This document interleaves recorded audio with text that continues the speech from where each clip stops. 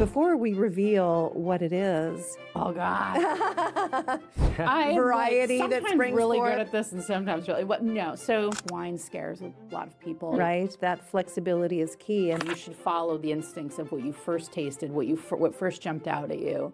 Not overthink it. Can we please have a little bit of fun? Let's not take ourselves so Yes, we can have some fun. Yeah, let's Can we please have some fun? Welcome to the Share the Lohr podcast by J. Lohr Vineyards and Wines, where we take you behind the scenes over a glass of wine. Let's uncork and dive in. My name is Josh Baldovino. I'm the marketing manager here at J. Lohr. Cynthia Lohr, who's the co-owner and chief brand officer. And I have Susan Kostrzewa, who former wine enthusiast with James Suckling now you're a wine consultant. And so if brands are looking for an inside look at the playbook here of what's going to work both in the past and the future. Susan, I'll say that you flew all the way out here just for our podcast, right? Yes. I mean, no, but I probably would have anyway, even if I hadn't had another thing going on. But no, I'm really excited to be here. And I've actually never been to this office, so get a little new experience. Well, you Fab are. Studio. And then you have a long history, Cynthia, with Susan. we do. So, gosh, what, 20 years ago? Probably, maybe? yeah. So I'm sure it's through when I was working for Wine Enthusiast. You know, I was an editor there for many years, and through those years of doing that work, I came into contact with Cynthia and J. Lohr, and we always had a great rapport from like day one. I think. Absolutely. You know, women in business, women in wine, but kind of always looking to innovate. And anyway, it's just great when you find people that you're sort of on the same page with from day one, and that was kind of us. So. Absolutely. And always such great overlap. So Women of the Vine and Spirits and our various initiatives.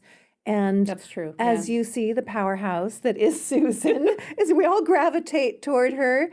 And it's been so much fun to see you through your iterations. Yeah. And I'm particularly excited that you're here today and en route to Monterey. I know you're speaking at a pivotal conference in our industry. And before we get to that, I just want to hear your perspective on the evolution of wine media, given your deep, rich history. I mean, the evolution, it's constantly changing. I'd say it's extremely dynamic. I feel like it's almost daily. It's like, okay, what's happening in media now? You know, it's just becoming so much more diversified.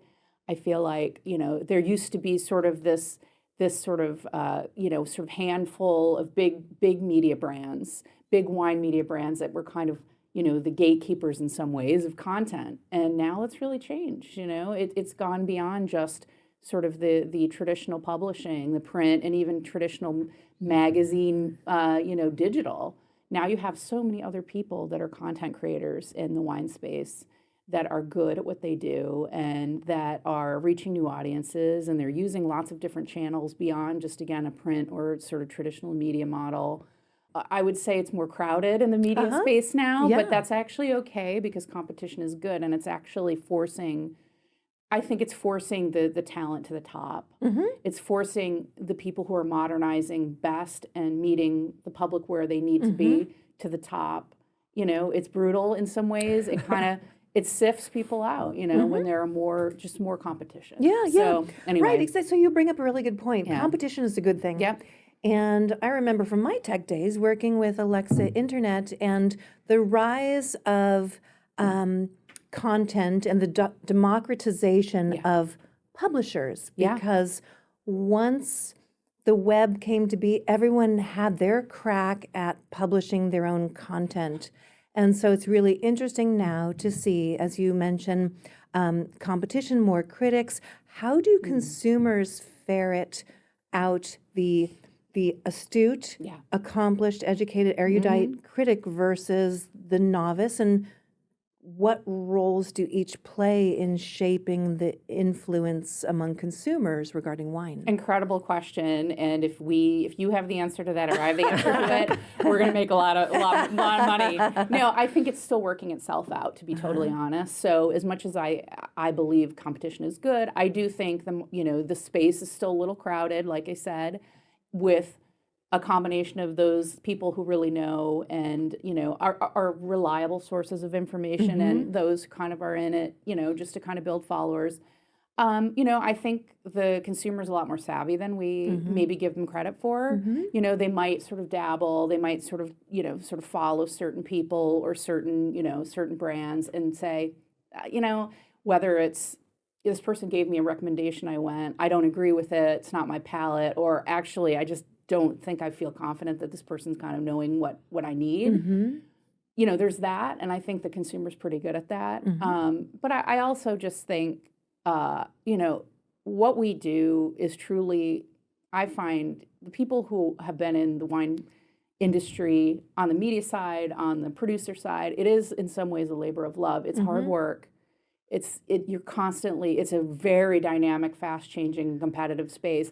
I feel like if you're not in it, for the right reasons, you're probably not sticking in long term. Absolutely, anyway. You're not going to hang around. You're not going to hang around. It's a challenge. That's why the people who love it love to do that. They love the challenge. They love that it's an ongoing education. That understanding where the public is an ongoing question. It's not easy. So I feel like it's also weeding people out for that reason. Yeah. So, but I also think what I think is exciting, like I said, is these different types of communicators, again, whether it's formal publishing and people working with them or on their own content creators, there's some really positive things about someone coming in who maybe is a little newer to wine, because sometimes they're the ones who really know how to talk to a newer consumer. I think. And again, if their intentions are good and they're interested, they can take people along on the journey as they're learning with them. And that's really engaging. And that's it's very inviting. And I think wine scares a lot of people. And I think sometimes we get in our own way with our knowledge. And, it feels a little, prohibitive to people who don't know it. So I think there's a value to some of that freshness that comes in. Yeah. And I think people too, I think consumers in particular, wish to follow brands of people and align with a particular point of view. And you, Susan, you have developed and articulated your point of view over many iterations. And can you bring us kind of full circle? Because I always love to reflect on your career trajectory. Can you tell us the initial spark and then bring us current day for those of us who are following your distinctive point of view? I mean, the initial spark for me is interesting because my background, and I was a travel journalist before I got into wine. So I came into wine sort of already I didn't come into wine as like the first thing I was doing in my writing and publishing. Travel was kind of my passion. So I already brought a little bit of a lifestyle angle into wine when I just couldn't help myself. It's like, well, I'm already doing... I love that. You couldn't help yourself. Well, I couldn't help myself with wine either. I was like, oh, I like this. How do I make these work together? They naturally do anyway. And so from the beginning of my, career in wine and my interest, I was like, how do we find... I found, I was brought into wine through this sort of what's the word I'm looking for? It's sort of like this great portal of travel brought me into wine.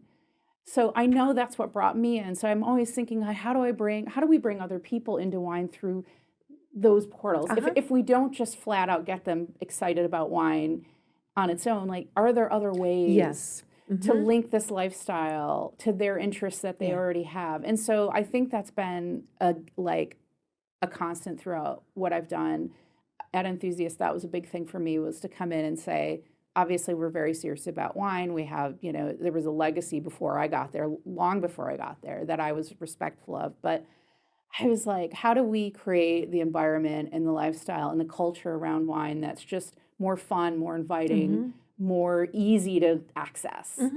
And that's been the thing throughout. So it's continued, and even the work I do now, the writing that I do, the consulting I do is almost always, let's think about how we can open this up and reach new audiences in creative ways. And Emma, it's like, please, let's just have some fun. Yes, absolutely. Can we please have a little bit of fun? Let's not take ourselves so Yes, seriously. we can have some fun. Yeah, let's have, can we please have some fun? Let's do that. Oh my gosh, I love it. Yeah, I think it's, listen, there is an educational element to wine that there will always be somewhat of a technical / academic element to what wine is, because that's part of, it's a product that's created with a lot of love and care and science. Yeah.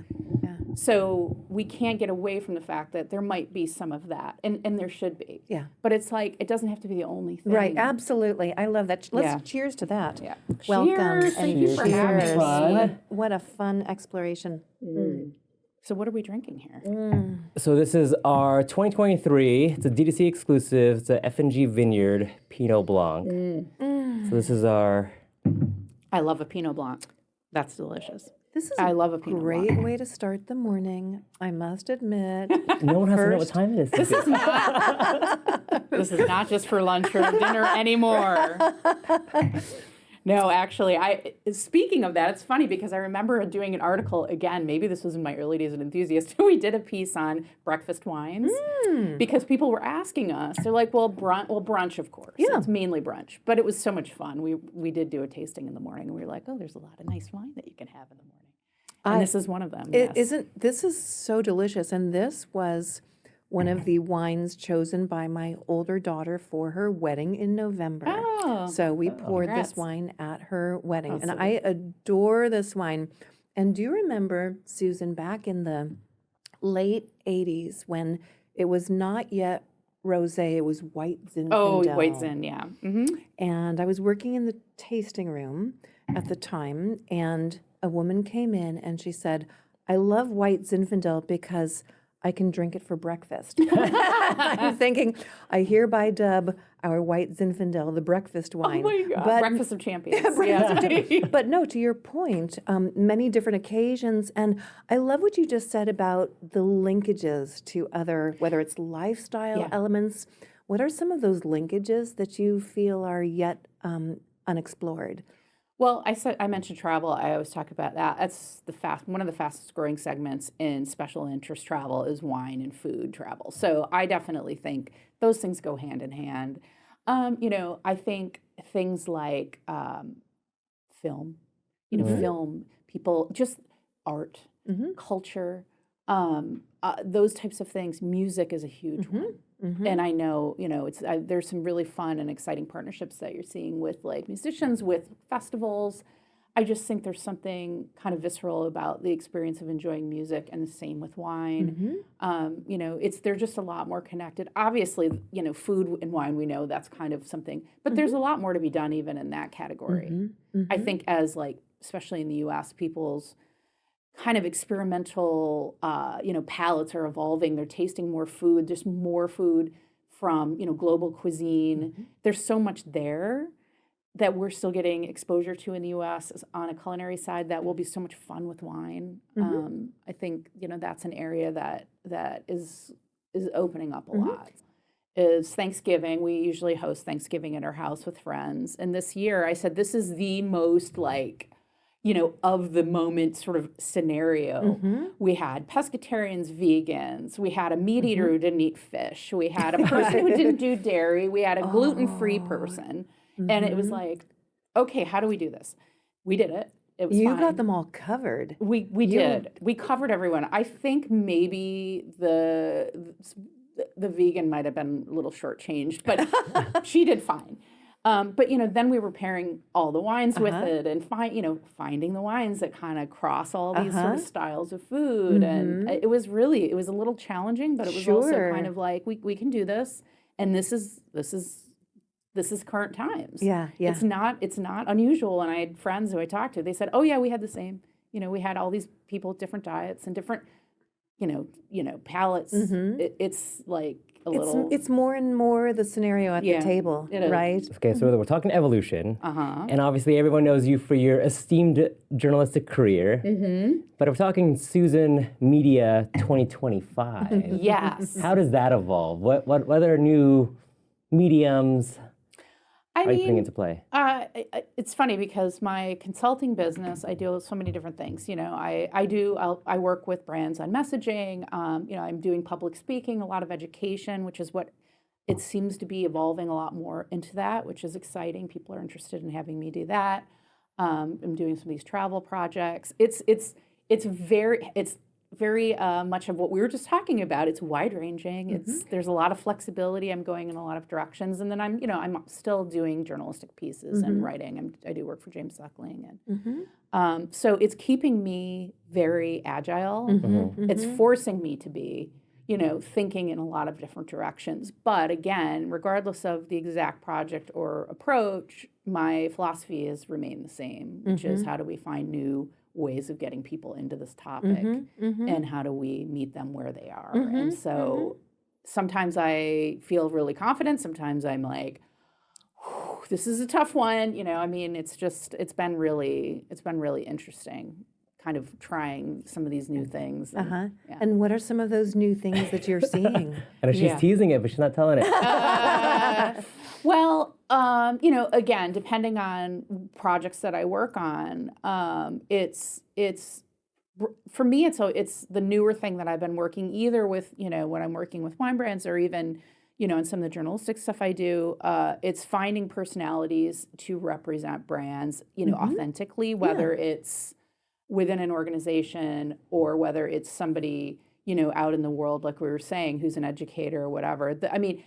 People do have their moments where they roll their eyes about the influencer trends, but when you get it right, it's extremely, it really moves the needle. Yes. Totally. So some of what I've sort of helped people do is identify those people and create those partnerships. And that's wonderful because there's some really great people out there in the wine space who are kind of, they're free agents. And when you can connect them with partnerships and brands that they love, it's like a win-win for everybody. Yeah.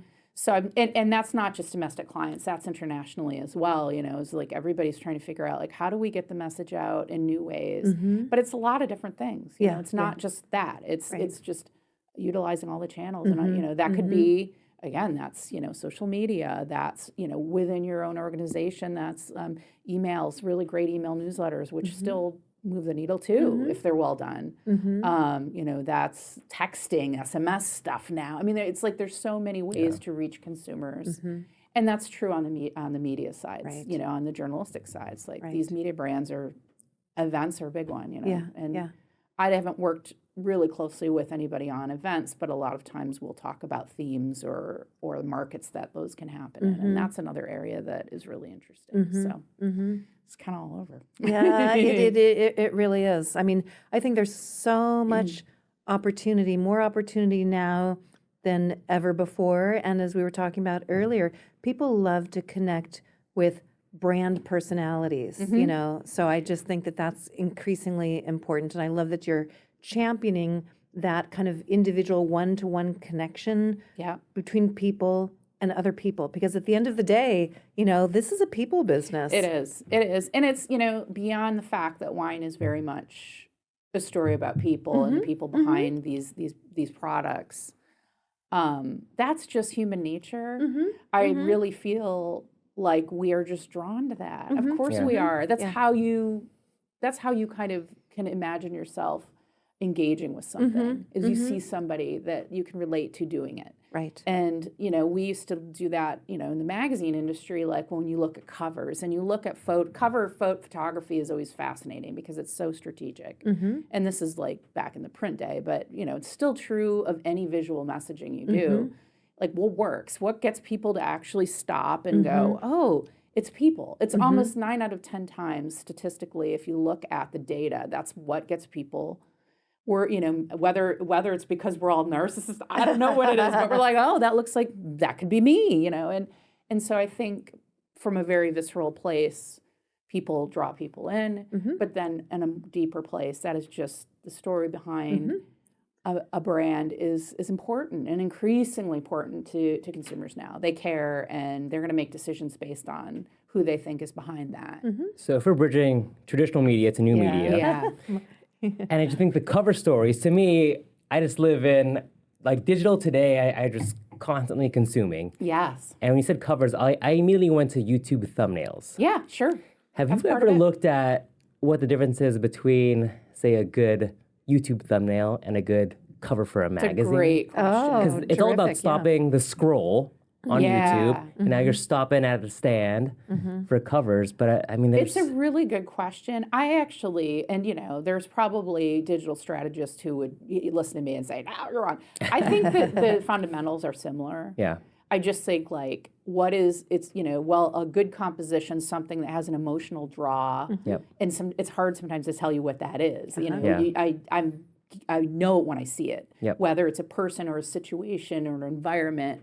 It just stops you. I mean, I even do that. It's funny because I'll do it with my covers on my Instagram and stuff, and it's like I know it when I see it. I go, boom, that's it. That's it. It tells the story in one moment of me looking at it. Yep. There's some emotional draw.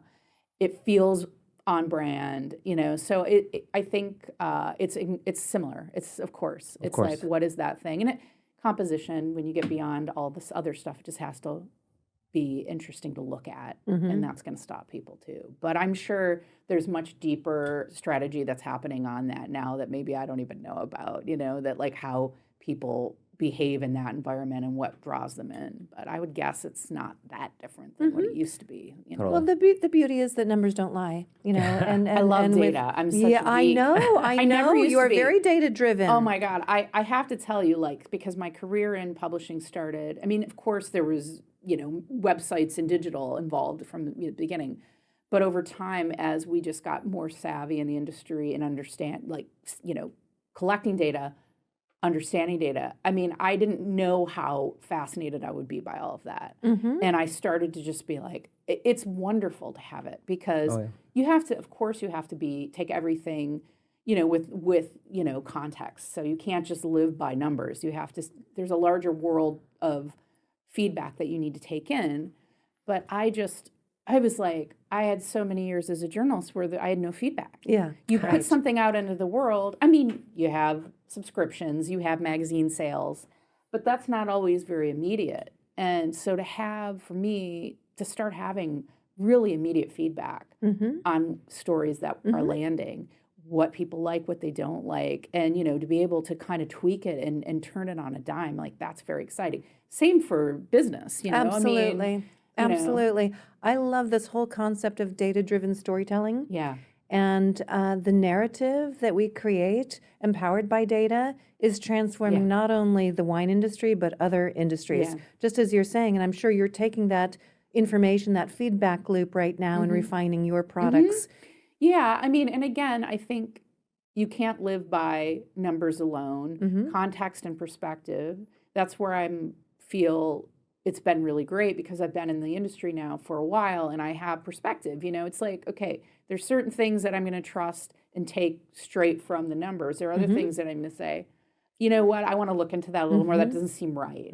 Or, I wonder if that's just a blip because of X, Y, and Z, seasonal, whatever it is. Right. So I feel fortunate in that I have the perspective now that I do take a minute to like think it out. But for the most part, yeah, I mean, of course, you can see exactly where the activity is going. Not only now, but what it's trending towards. And you want to get in front of people and you want to, sort of pivot a bit and be flexible. And I think it's great. I mean, I think you have to take it with the grain of salt that you need to take it with. And you also need to, in my view, at least on the journalistic side, as far as the audiences go, it's a combination of giving them what they want and where they want, but also giving them what they don't maybe know they even want. Yeah, absolutely. Like that's our job too, is, we're educators and beyond educators, we're just trying to get people involved in new things in their lifestyle. So you also have to balance that with, okay, maybe they don't know it yet, but they might be really interested in knowing X, Y, and Z. So let's put some of that in there too. And anyway, I don't know if that's making sense. So how do you help, it does, how do you help predict that? Well, I think some of it is intuition. Some of it's perspective. Some of it is, looking at outside of wine. I always say, we get caught in, sometimes in the industry, we get caught in our own sort of tunnel vision, or maybe it's the feedback loop that never gets out of wine. You can see things moving, trends moving before they hit wine in other categories. You have to consume media that goes outside of the industry that you're in. And of course, use, again, critical perspective on it. But you can anticipate things that are going to happen for us in the larger sphere. And I think if you're open and you're curious, you will see a lot of that happening and say, oh wow, okay. People are really interested in wellness. Okay. People are really interested, in, whether it's, again, travel trending, wellness trending, all these things that you see going in that direction. It's like, well, we should be probably thinking about a frame that fits that in wine. Do you have a specific creator and or outlet that you kind of go to glean inspiration from? And Cynthia, I'm going to throw it to you too. Oh, my God. That's a really hard one because I just consume a lot of different types of media. Like I read Vanity Fair. I read, I read the Atlantic Monthly and Vanity Fair. I love National Geographic. So I have like my traditional media, and then I have people within the media space that I follow. I've got, actually there's a woman who's an influencer. I will call her out. Her name is Wine Genie. Oh, I love That it. Genie, you know her? No, I don't, but I love the name. She is Greek-based, and she's got a lot of check her out. followers. You should totally check her out. She's really great.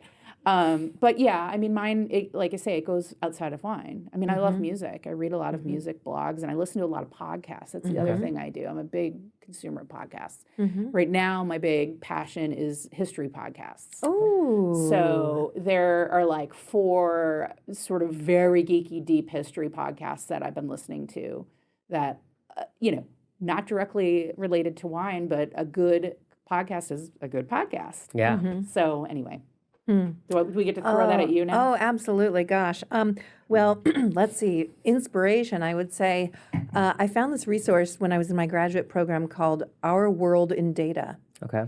And so Our World in Data pulls all these different data-driven charts and analytics and everything that I just find fascinating because I can formulate arguments around, best sustainable practices or how much carbon agriculture uses, all of this stuff. So I don't know, I've become a geek in recent years. And so I just really love the whole climate space and, social justice, social inequity, and really building positive, affirmative stories around the 3 E's of sustainability.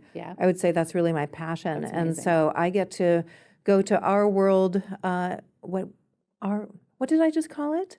Our World's Data? Our World in Data. Our World in Data. I was fantasizing about it. I know. And I was like, I saw the I need visual. more coffee. I saw the pie chart, Our World in Data. But it's free. I should check highly that out for recommend sure. you Yeah, check I it will. out because it's great to punctuate, a particular argument or help validate a point of view. It's just really fascinating. So I like that kind of stuff. And I guess in recent years, I've found that I've become more analytical. And my favorite guilty pleasures, and people say, don't call them guilty, Cynthia, because you can do them, are reading and writing. Okay. Those are my favorite things to do. Good for you. Beyond make music when I can as a singer, but I love to read and write. My favorite things ever. Oh, So. well, obviously I'm biased. I was like, well, those are great things to do. What's interesting about that for me is because I sort of read and write for my career, I've been needing to get back to doing it for myself. And, sort of reading and writing for just joy. Yeah. And making space in my day to do it. Yes. So I've been starting to journal again. Me too. Which is something that, for like every probably kid that became a writer, it's like, yes, I remember I started at 12 writing these like very sappy journal entries. But for years, I mean, I kept a journal from probably age 12 to 22 and every day. And I mean, some of it is ridiculous. I look back on it and I'm like, oh boy. But some of it is really, you can tell it really helped me work through points in my life. And then I stopped, I get busy like we do. It's such an amazing therapy and it's incredible for self-reflection. And there's definitely the process of putting something down, writing, and maybe not even typing, but actually writing. I've just started getting back into that. And I think there's. Do you have access to all those old journals? do. Oh my I have them all. goodness! Yeah, and like I Congratulations. said, some of them are. I haven't read them all. It's not like I've made a. I don't have time to read all of them, but I've sort of delved and dipped into a few of them, and in some cases, I laugh about it, and I'm like, oh my god. But other cases, it's like, wow, that's really valuable. I think you forget where you were. You lose Yes, track you of, do. you have an idea of who you were at certain ages that doesn't always track with reality. Yeah. It's skewed through time. And so a journal is great because you go back and you're like, oh, actually, okay, I wasn't actually there. I forgot that I was X, Y, and Z. And it can be really, anyway, it can be really interesting for self-evolution to do that. How powerful to plug into young Susan. And do you credit your early journaling with your love of writing? I mean, I loved writing from such a young age. I don't know. It was like almost as soon as I could do it, I was making little books. I remember I wanted to be a publisher. I don't even know how I knew what that was at like 8. But my parents I would create these books, and on the back of the book, it would be like Susan Kostrzewa Publishing. I'm like, how did I even know? Oh my goodness. I, from a very young age, wanted to write. I wanted to make books. I wanted to, do this. So I think the journaling was actually farther along. It was part of the longer, trajectory of it. Yeah. So along those lines, do you have a book in you at some future date? I think so. I've had a few conversations. I've co-authored 5 or 6 books on the travel end, on the wine end, but those were sort of more, those are more nonfiction. I think there's fiction in there. Ooh, fun. And I actually wrote a book when I first moved to New York, which was, I moved from California to New York City. And it was like, oh my God, the world, it's a crazy world in New York City. Living there, the environment. So for the first year that I lived there, I was writing a lot. And it was all based on actual experiences and people that I ran into, because there's a story every minute in New York that writes itself. I was a stranger than fiction. That's New York. And so I did write it. I did put it all down, and it's sitting in a file. And I love that. I know. I'm terrible. My husband is like, you need to be brave. Put it out there. It might be really good. You just never know. So we'll see. I don't know if that would be the thing. I have a couple of ideas. We'll see. I love that. Maybe that'll be the next step. Maybe as part of the evolution, the books will come later. I don't know. I don't know yet. Yeah, started. So when I was young, I used to write all the time in my, diary, and I had ideas for a book. So what I used to do, I used to chronicle my dreams. Okay, sure. And I envisioned someday weaving in dream fragments with a fictional narrative and creating a storyline, a throughput that way. But it never developed into anything. That's And then I pretty got cool. I busy like with life. But just this year and just recently, just this past weekend, I started journaling again, and I have found a very inspirational tool. Have you heard of, and there's a few out there by, don't confuse it with others, but it's called the Happiness Planner. No. And it was founded by this woman, I think, in Bangkok over a decade ago. And she actually gave a TED Talk in Bangkok over a decade ago when she was launching her philosophy. And it's very old school. It's this big, thick tome of a page for every 365 days, seeded with, some other prompts. But I just adore it because it's simple. I find being with a physical book or paper is very grounding. Yes. And I love to do that. I need to do that. So this, to me, even though I didn't get to do it yesterday or today, and who knows when I'll revisit it, I'll probably catch up at the end of the week. Yeah. It's grounding for me. I sit in my bed, I reflect, I use colored pencils, and I just write. That's really cool. Yeah. Yeah, no, it's I think the physical, tactile sort of experience. I've always been, I collect books. I'm traditional in that way. But and I have a Kindle, and I love traveling, and I read on my laptop. I do what everybody else does, but I occasionally will just grab a book. Yeah. On vacation, a lot of times I'll just grab a paperback, because I'm like, nothing like sitting on the beach and having your book. It's just something about it. It's just, I think, and I don't think it matters whether that's what you grew up with or not. I think there is something about, the actual touching of the book. Yes. I don't know what it is. And the turning of the pages and all of that. You feel like you're connected in a way maybe that it's the same with writing. Of course, any of the writing I do now generally is, I'm typing, but handwriting, like when I first got back into that on the journal, it was crazy because I don't write like that anymore. I was like, how does this? Yeah, right. I mean, right, like right. long, I just don't do things by hand. Yeah. You type everything. You're on your phone or whatever. So anyway, but it's a really interesting. So I think, like books, great. wine is meant to be shared. And have you heard of, or do you have in your neighborhoods, a concept called the Little Free Public Library? Yes. So Yes. we have, Those are great. I we love have those. 2 of them where I live in San Rafael. And just the other day when I was going on my evening walk, I plucked 2 books from the Little Free Library because I thought I am open for surprise and inspiration. I want to see what's going to come, but inspired by my daughter, who every single book that she has ever given in her life, she makes a point to read. And she reads Yeah. them in succession. Wow. So she has a backlog because many people love to give her books because she's a great writer. And so she has a backlog, but she reads every single one. But every once in a while, she'll go to the Little Free Library when she's in town and she'll, pluck a book. And that's how she learned about James Baldwin, Yeah. and all of that. So I just think, books are like wine, are a fantastic, gift, a gesture, a physical manifestation great way of putting it. art, of care, of that linkage, and to your point, art and wine and the way that art manifests in so many different linkages. Another one that I thought of is wine and fashion. Oh, for sure. Yeah. And even in recent times, wine and sustainable fashion. Yeah, SF Climate Week did an sustainable fashion show, which was really That's powerful amazing. and lovely. Yeah. So so many different possibilities.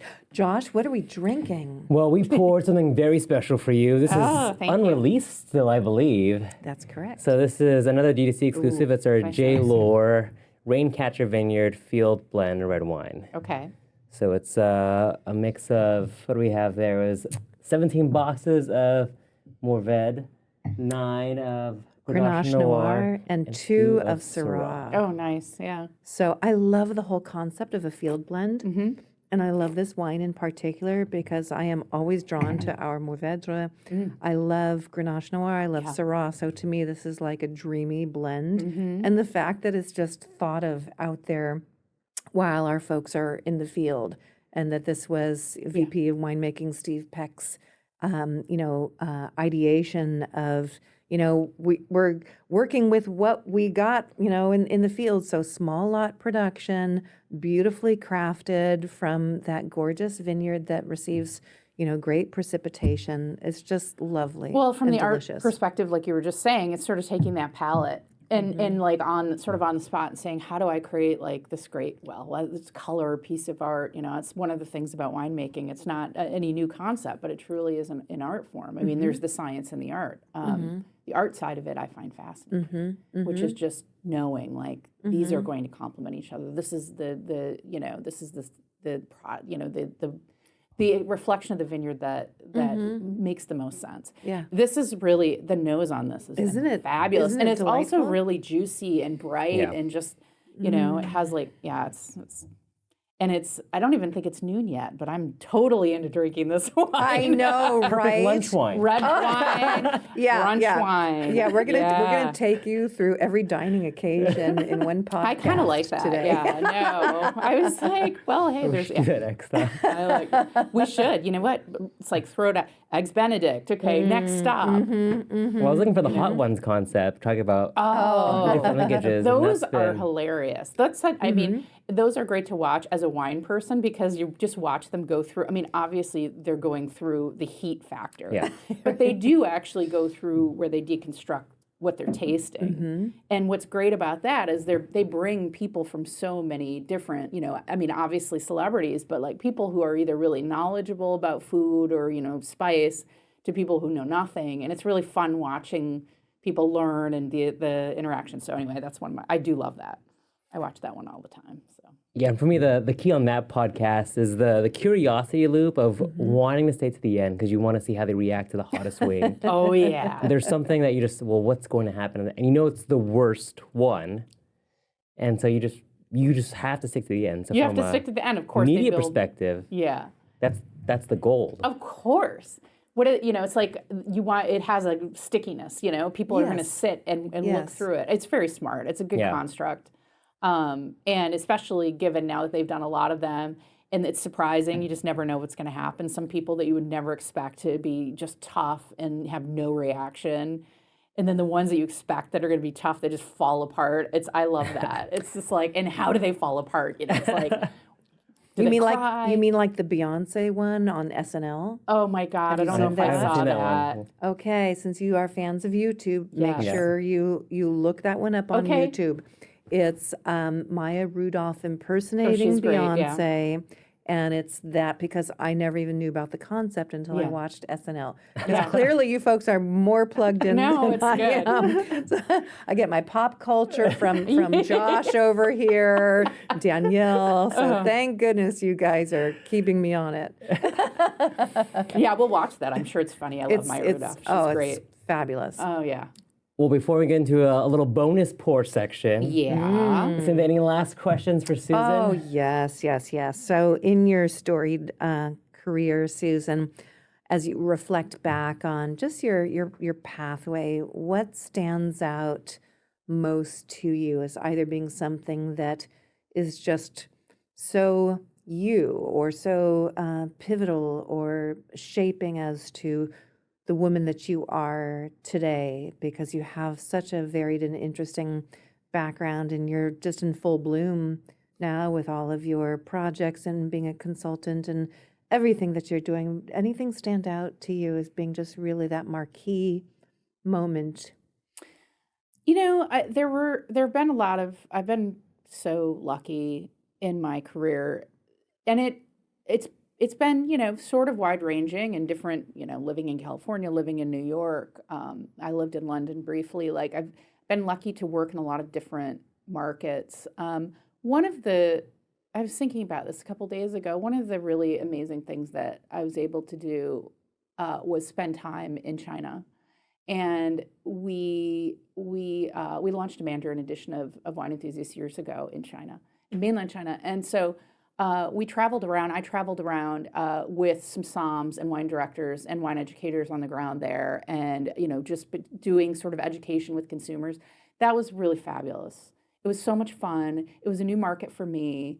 It was an emerging market at the time for wine. I think now it's quite mature, and it was actually somewhat mature even at the time. It was just really fascinating and fun and challenging, and I like doing things like that. I like to be I shouldn't say this because I know what you'll do to me. You're the wrong person to say that. I like to be surprised. I kind of like surprises. Like I like to be sort of, I like to be taken out of my comfort zone when I can. I think that's when it makes me nervous, of course, but it's when I've learned the most. It's when I've had the most enriching kind of on a career and personal level. It's just, I love that. And so that just popped to mind because I remember being like, I don't know what every day will bring and who I'll meet and what our discussions will be, but I like that. And that's okay.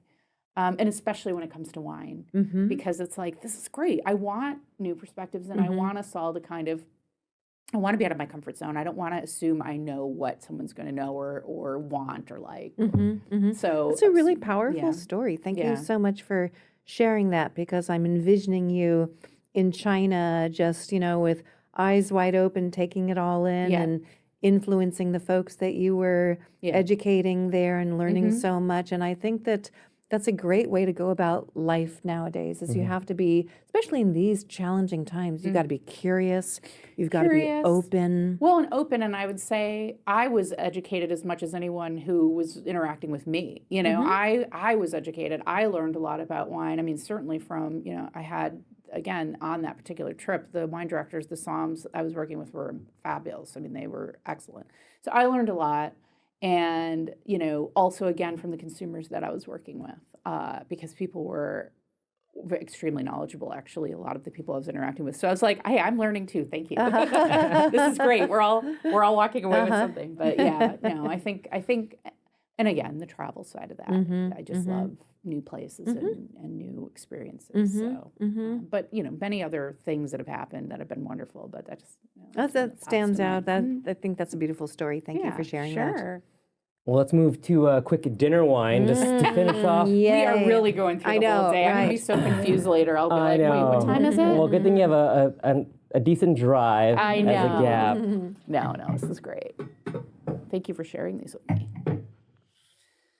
What about you, Cynthia? Do you have a sort of thing that pops out of your mind that, like, over your amazing career as well, and your many travels and just incredible interaction? I mean, obviously you have been an incredible sort of face to the brand of J. Lohr, but also for the region, for Paso, for California, is there anything that you are like, wow, was that ever amazing or really memorable? Oh my gosh. I know it's hard. It's like, choose, your favorite book.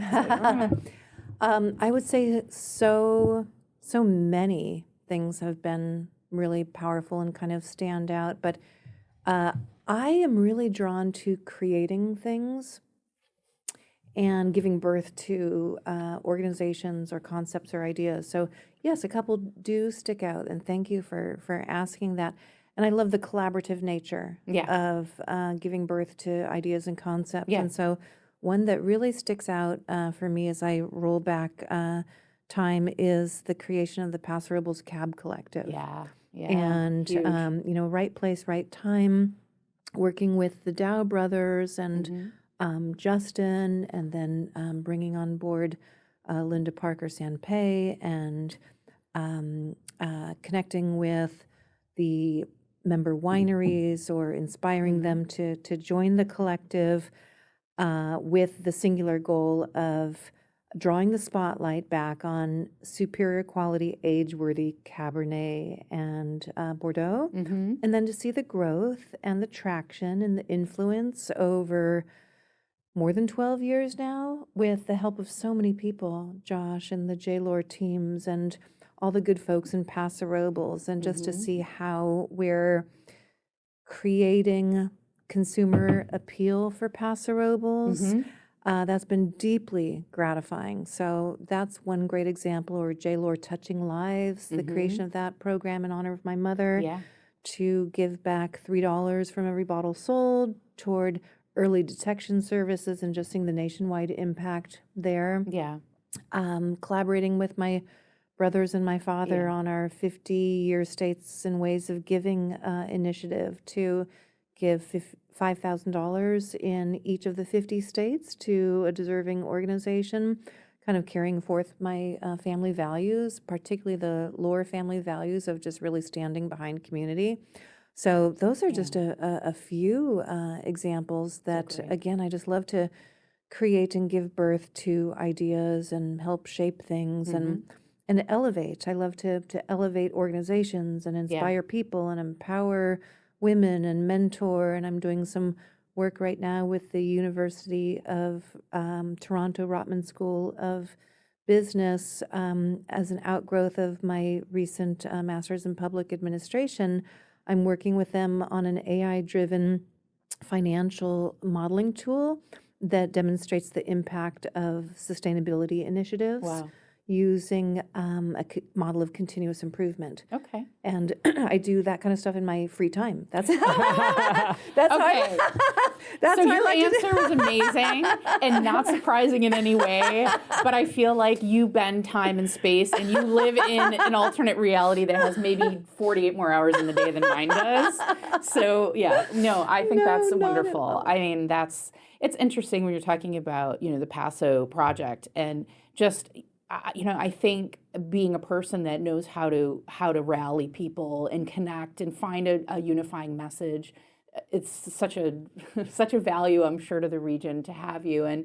But I think that's the way forward too with, these regional kind of, these initiatives where, whether it's varietally based or regionally based, finding that common message, understanding that, the consumer has there's a lot of chatter out there. You asked a good question earlier, which is how does the consumer sift through what's good, what's bad, and it's it's not always easy, and there's a lot on the market. There are a lot of things. So if you can be a person that helps to find that unifying message and get that out there, I mean, that's the hook, and we need more of that. and it's not easy. It's been really, really fun, and we're fortunate to have a number of folks involved at J. Lohr in the Cab Collective. So I passed the baton to Steve Peck as board VP, and now we have Director of Hospitality and Direct Sales Jessica Kohlhoff, who was on the board of the Paso Robles Cab Collective in the early days,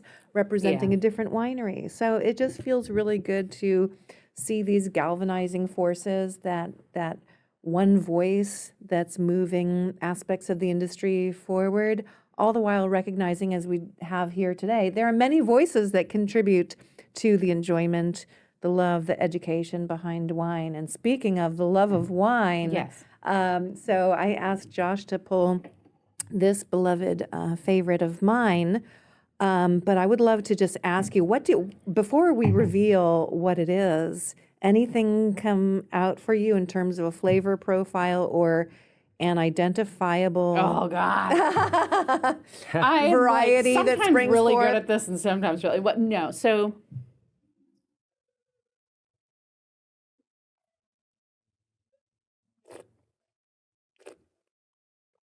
oh, it's nice. It's funny because there's kind of again, there's a freshness and like a clean sort of focus to that wine that it one of the varieties that I've been kind of enjoying, and it's in my neck of the woods, which is New York and sort of Midwest, is Cab Franc, which I don't know that that's a Cab Franc or that's in the blend, but it's sort of that there's sort of a brightness and freshness, and anyway, so I'm getting some of that.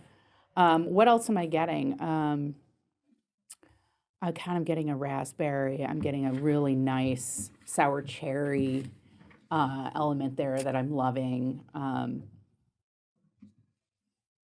you want to do the big Reveal? Tell me reveal? what the Okay, so 2021 J. Lohr Cuvée Palm, which is a Bordeaux-based blend. So you're not far off there. Yeah, I'm far picking up off on at something. all. Yeah, okay, got Yeah, it. You got the so brightness. Yeah. composition's 81% Merlot and then 19% Malbec. Okay. But one thing that was really interesting as you were going through that process, and I've told a number of our partners this actually, our advertising partners, and even I think I told Matt Ketman one time too. Yeah. And I said, the moment you get like us as a brand, especially for me as a media buyer, would pay to watch or to have access to the critics rating the wine. And Right. if that was done either live or on video, and we Yeah. can have that video, Yeah. like that would be money Right. for the publication for sure. Yeah. Right. Because being able to get those notes directly from them, and not just it on the publication side, but that actual process. Right. And sort of the gut reaction. Yes. Yes. Yes, Because I think what absolutely. happens, I mean, as a critic, at least the way I was trained, is certainly when you're blind tasting and scoring, is, you really try not to second guess yourself too much, because the more you'll go through, you'll taste, you should always go back and taste again. Yeah. But there's a certain point where you should follow the instincts of what you first tasted, what first jumped out at you, not overthink it. And that's really interesting sometimes, like, what did I get when I first tasted that? Again, I got the sour cherry, I got that real brightness, that focus, the clarity, Yeah. the freshness, and of course I'll go back and taste and get probably a lot more, but it's good to know that that's sort of that might not be what you're thinking or what others have tasted, but it's valuable to know, I suppose. I think it's extremely valuable, and just to get your reaction, not knowing what it was, you absolutely picked up on the brightness and the juiciness. Yeah. And I chose this wine in particular because this is one of my all-time favorites, the J. Lohr Cuvée Palm, Merlot-driven, that Bordeaux-inspired blend from our vineyards in Paso Robles that really pays homage to Pomerol in just a really gorgeous way. And so I love this wine. I think Merlot is always an unsung hero in everyone's portfolio, particularly, and I would say not so much in J. Lohr's portfolio, because our Merlots do very well. Yeah. But we can never drink enough Merlot, at least in my world. Yeah, but I think it's interesting because, of course, we know Merlot went through it was beaten up for a while, for some time, and that reach really lasted longer than I think anyone expected. But actually, when you think about like something accessible, something flexible in cuisine, I mean, Merlot, a good Merlot is excellent for that. It truly is a really like a wine that almost anyone can like and enjoy, and that's not that common. So I agree that really got sort of had a lot of negative press and probably not warranted. It's certainly not on the quality end of it. So it's interesting to hear that it's doing well, because I also just think in general people have moved back towards it. If there was sort of a slowdown in consumption or interest, I feel like that's changed and people are back into it. I think you're absolutely right. I think people now enjoy Merlot and see it for it being complex, food friendly, juicy, soft, and then just those gorgeous black berry flavors, in addition to the blue fruit flavors. I think just makes it kind of universally appealing. So I adore it, and I appreciate you pulling it out, because this thank just you. It's delicious. Yeah, I'm not even going to wait until dinner, Josh. I'm just going to continue We're to right in drink there. out of my glass because it's so delicious. Well, you're welcome. And with that, let's go to the bonus pour. All 'Cause I know you guys have to get to a conference here. Yes. So these are going to be, last time, I'll tease episode 1 with you, Susan. We did a blind ranking. I won't do that to you both this time.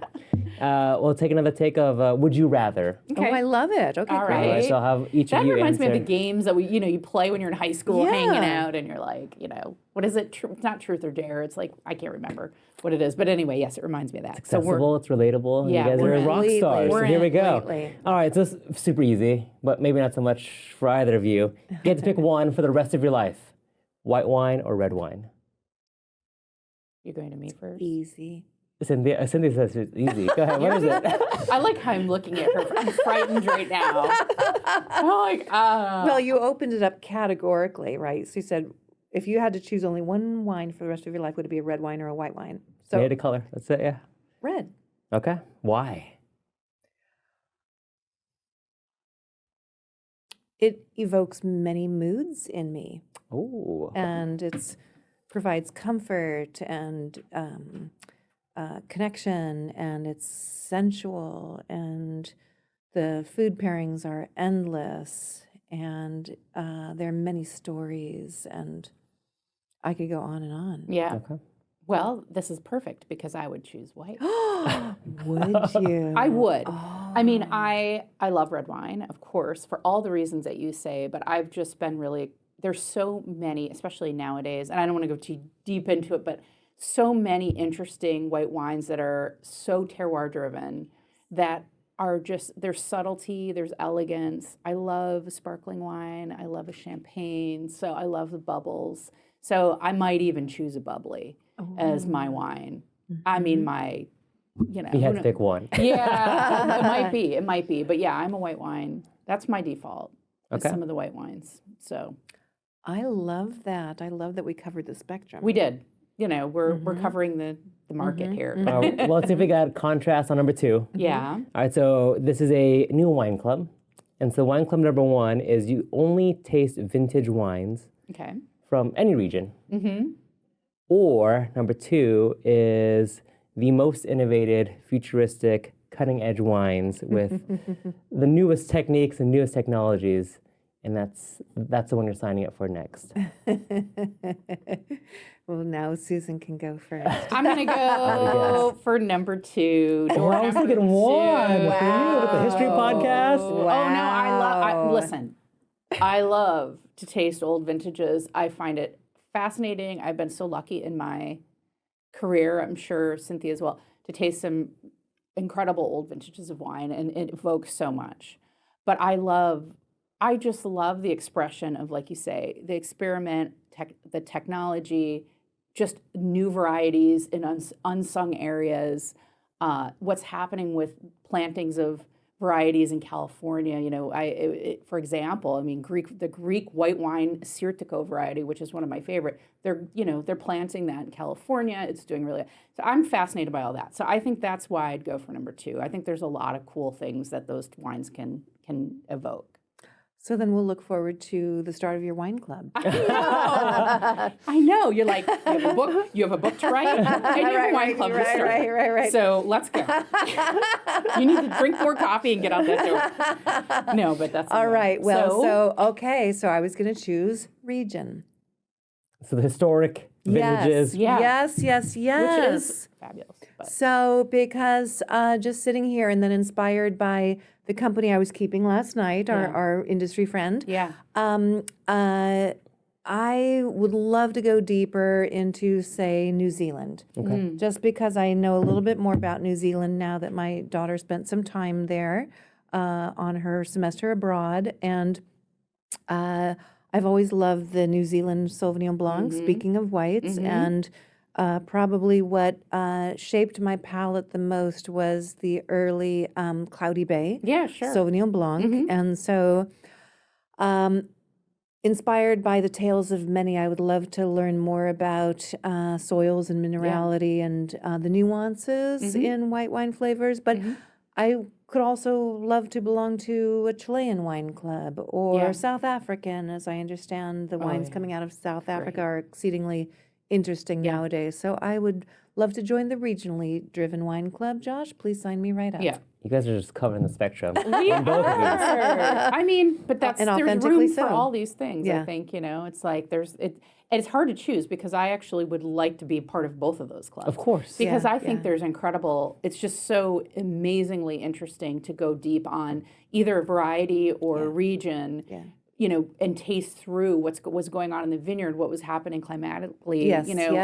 Also, what was happening stylistically and how that was influencing what was being produced. I mean, all those things. I think that's really cool too. So anyway, but yes. Well, that's the fun of Would You Rather. You have to pick one. I know. Correct answer is both, but you have to pick one. Yes, I last hear you. one. Would you rather share a glass with Oprah or Taylor Swift? Who's answering that one first? I don't know. Do you have an answer? Cynthia, do it. Okay, all right. My choice would be Oprah.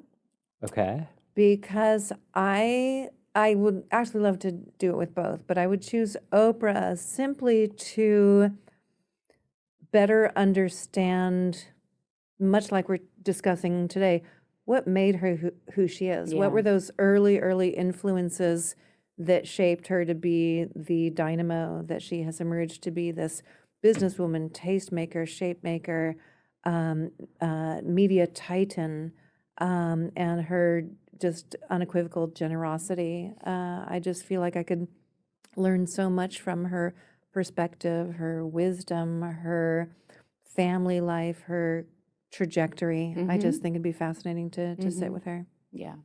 So I agree with all of that, and I think she would be a fascinating person to sit down with, but I actually am going to say Taylor Swift. Okay. Because I think, in all honesty, I don't know her music very well. I know some of it. I am fascinated by the reach and the influence she has on not only young people, but people of all ages, people of all backgrounds. She has a draw and a reach that is you can't deny, and it's really powerful. What I know about her is that, she is quite philanthropic. She's certainly very pro, women's issues and empowering women, which thank God, and I'm happy because, again, the reach she has, that's really important. But I'd like to sit down with her and find out more about her and what her kind of long-term is. Because, I think she's a creator and she's, she's a musician, but she obviously has interests and I think she's going to evolve to get more involved in more things, and I'd love to just get a read on that and hopefully feel good about it because again, whether that's my taste in music or not, she has major influence on popular culture in the mainstream and not only just in the US. So anyway, yeah. She likes wine, I do know that. That's right. I think Oprah does too, but she That's does like right. wine. I know she's into it. So that's a good thing for all of us. That, you know. Well, good rationales for both of you, covering all areas. know, But without I even promise pretending I to. promise those were totally authentic answers. Yeah, like yeah, we same. just ended up falling that way, which was great. So, yeah. Well, I know that you guys both have a conference to get to. Yeah. So, Susan, I appreciate you flying out just for us and the concert. Anytime, you let me know. Anytime I can come to California, just so you know. Right. I want an excuse to get out here. I love it. So yeah, no, thank you. It's really great to see you both, and yeah, great conversation. I know, this is And so fun. Thank you for the wines, delicious wines. Of course. We'll send you one for a nightcap later tonight. I love Ooh, that. yes, I'm totally yes. into that. And if people want to see what you're working on, all the latest and greatest, where can people find you? So I have a website called resplendentinc.com. That's the name of my consulting business, and you can follow me on Instagram at SUS Kostrzewa, KOSTRZEWA. Yeah, that's where I would say Instagram and my website are the best places to find me. So yeah. Okay. I love it. And if you are listening to this, wherever you are, please make sure to give it a like, subscribe, follow along, whether on YouTube, Instagram, Spotify, etc. And then, of course, if you are sharing any of these wines and tasting along with us, we will leave those all linked down below, and then make sure to tag us at Joy Wines, #ShadeTheLohr. But Susan, thank you so much for joining us. Thanks Really for appreciate it. having Thank me. you, Really Susan. loved It's been it. so fun. Yeah, appreciate it.